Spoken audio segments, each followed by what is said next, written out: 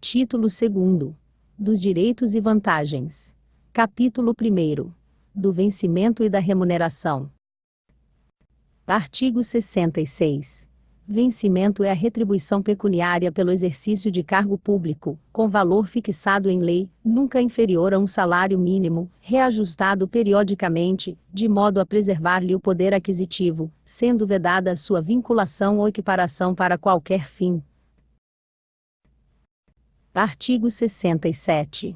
Remuneração é o vencimento do cargo, acrescido das vantagens pecuniárias, permanentes ou temporárias, estabelecidas em lei. Parágrafo único. O vencimento do cargo público efetivo acrescido das vantagens de caráter permanente é irredutível. Artigo 68.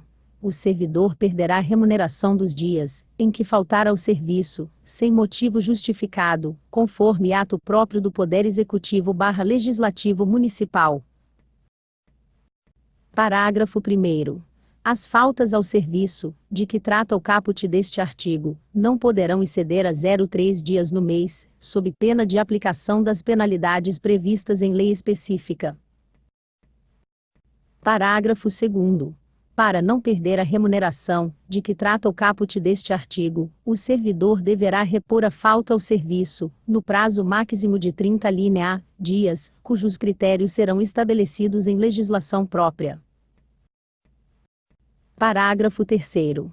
A reposição das faltas, prevista no parágrafo anterior, não gerará direito à percepção de remuneração extraordinária correspondente ao período reposto.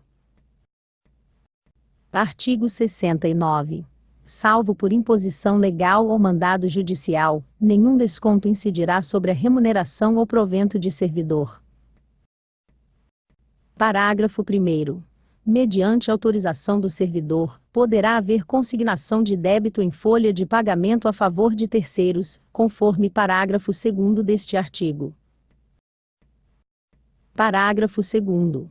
O limite para pagamento de crédito consignado em folha de pagamento é de 30% a % da remuneração líquida do servidor, considerando que sempre existem outros encargos que comprometem o valor líquido da remuneração. Artigo 70. As reposições e indenizações de importância recebida indevidamente pelo servidor, nos casos comprovados de dolo, fraude ou má-fé, deverão ser feitas de uma só vez, sendo que o valor correspondente deverá ser corrigido monetariamente, calculado sobre o índice de inflação oficial, independentemente de outras penalidades legais cabíveis à espécie. Parágrafo único. Caso o débito seja originário de erro do município, o servidor poderá devolver o valor de forma parcelada, corrigido monetariamente pelo índice da inflação oficial, devendo cada parcela corresponder, no máximo, a 10% do valor da remuneração ou proventos, que será descontado em número de parcelas por mês suficientes à liquidação do débito. Artigo 71. O servidor em débito com o erário municipal, que for demitido, exonerado ou que tiver sua aposentadoria ou disponibilidade cassada, terá o prazo de 60 dias para quitá-lo. Parágrafo único. A não quitação do débito no prazo previsto implicará na inscrição do débito do servidor em dívida ativa. Artigo 72. O vencimento, a remuneração e o provento não serão objetos de arresto, sequestro ou penhora, exceto nos casos de prestação de alimentos resultante de decisão judicial. Artigo 73. A cada um dos cargos de provimento efetivo, que compõem as classes que constituem a carreira do quadro de pessoal, corresponde um vencimento básico, conforme os respectivos planos de carreiras para as áreas de educação, saúde e administração geral da administração direta e indireta do Poder Executivo e Legislativo. Parágrafo 1º. O vencimento básico de um cargo efetivo é a retribuição pecuniária mínima devida ao servidor pelo exercício do cargo.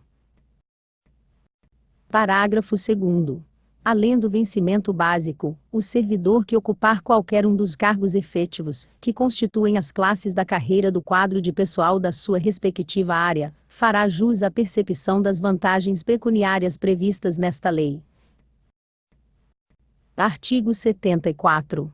Lei específica estabelecerá o valor da retribuição pecuniária dos cargos em comissão e das funções de confiança. Artigo 75. A revisão geral dos vencimentos estabelecidos para os cargos de provimento efetivo e cargos em comissão ocorrerá nos termos dispostos na Lei Orgânica do Município. Artigo 76. A remuneração e o subsídio dos ocupantes de cargos, funções e empregos públicos da administração direta e indireta, dos membros de qualquer dos poderes do município, dos detentores de mandato eletivo e dos demais agentes políticos, bem como os proventos, pensões ou qualquer outra espécie remuneratória, recebidos cumulativamente ou não, obedecerão às limitações impostas no artigo 37, inciso 11, da Constituição Federal. Artigo 77. As substituições funcionais poderão ocorrer por prazos determinados, e serão pagos proporcionalmente ao período trabalhado, correspondendo à diferença entre o vencimento básico, acrescido dos adicionais inerentes à função desempenhada, expurgadas todas as vantagens pessoais do substituído em relação ao substituto. Artigo 78. Fica assegurado ao servidor estatutário, que ingressou no serviço público até a entrada em vigor desta lei complementar em decorrência de aprovação em concurso público, que exercer cargo ou função de direção, chefia ou assessoramento, na forma que dispõe esta lei, e a que trata da estrutura administrativa, o direito ao apostilamento nas proporções abaixo indicadas. Inciso 1º. 60% a por cento da remuneração, quando o servidor exercer o cargo ou função pelo período de 6 anos ininterruptos. Inciso 2º. 70% da remuneração, quando o servidor exercer o cargo ou função pelo período de 7 anos ininterruptos. Inciso 3º. 80% da remuneração, quando o servidor exercer o cargo ou função pelo período de 8 anos ininterruptos. Inciso 4º. 90% a por cento da remuneração, quando o servidor exercer o cargo ou função pelo período de 9 anos ININTRRUPTOS. Centrado. Inciso 5º. 100% da remuneração, quando o servidor exercer o cargo ou função pelo período de 10 anos ininterruptos. Parágrafo 1º. As proporções previstas no artigo 78 incorporam-se à remuneração do servidor efetivo e integram os proventos da aposentadoria. Parágrafo 2º. Cumprido o interstício deste artigo, e tendo o servidor desempenhado cargos ou funções com remunerações diferentes, a importância a ser incorporada terá como base de cálculo o cargo ou a função que tiver sido exercida por maior tempo. Parágrafo 3º.